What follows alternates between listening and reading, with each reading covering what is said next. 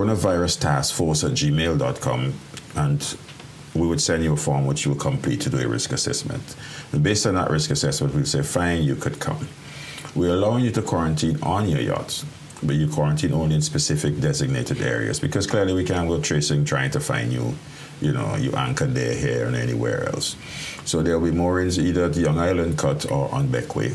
To begin with, okay. This would expand as the volume goes up.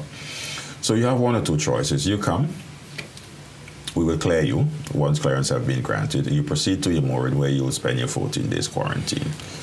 Secondly, you could come with your PCR results. If you come with a negative PCR result, you would be required to be quarantined, and you go about your merry way. Thirdly, if you come, you could request also to have a PCR done. We will do it for you. And you'll go to your mooring and for the same 24-hour and wait for your results. If your result is negative, then you're allowed to go to your merry business.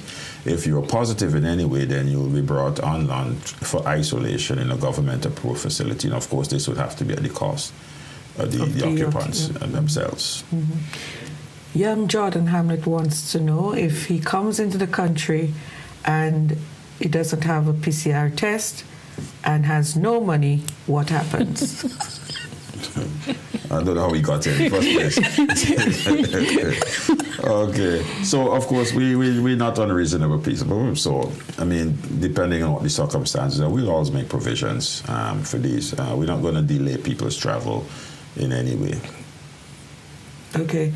And would the PCR tests be available at district clinics or just at MCMH? Okay, well, for the yachties, for instance, there are 2 points in mainland will be available, and then 1 point in Beckway will be available. Because clearly you understand, we have a limited human resource. You can't be running everywhere trying to swab someone. PCRs could be done at any health center, because every health center has its collection of swabs available, and simply swab could be taken and sent to the lab for processing. Okay, there's another category of travelers. People coming to St. Vincent for work. What requirements? Okay, so we established a working quarantine protocol about 2 months ago, I think it was. And that allows for someone who, if you're going to come in to do work for 5 days, starting from day one, we established a special protocol which would allow for you to come in, start work on day one, do a PCR test, but you are working while you're waiting for these results. You have your mask on, and it is almost like you work in a particular corridor. You go straight to your job, you maintain your mask, and then you come back to your hotel room. From July 1st, however, that is going to change, because then everyone would be having the PCR. But suppose you were coming into work for just 1 day. You have somebody who might fly into work and back out and won't be able to do the 24-hour quarantine. The recommendation is that, the requirement is that person has to come in with a PCR, because otherwise you're not going to be able to function unless we let you just work with the mask on, very limited exposure to everybody else, and you're back out at night. But it is preferred that you would definitely come with your PCR result, which would make it easier for everyone else. Okay, and I think we probably have our final question. You have a serious job. There are countries that may be considered high risk, for example, the UK, the USA, Italy, etc. What advice would you give to me were I to travel to any of these countries within the next 6 weeks? Well, the first advice is that if you don't really have to go, don't go. Okay, so if it's non-essential travel, you should try to avoid it. The second bit of advice is the same thing we've been talking about what you do. Keep your hands clean.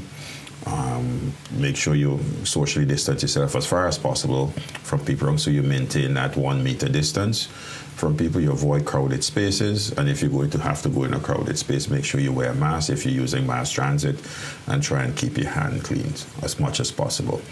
If you're going to be there for a short period of time, when you return home, I suggest that you go into quarantine voluntary for yourself, and you request from the public health authorities a test to determine your status and your exposure. But that's what the advice is. great. And as we wind down, doctors, what advice do you have to give to Vincentians as we move into these 2 new phases where we would be welcoming people back into St. Vincent and the Grenadines? Doc?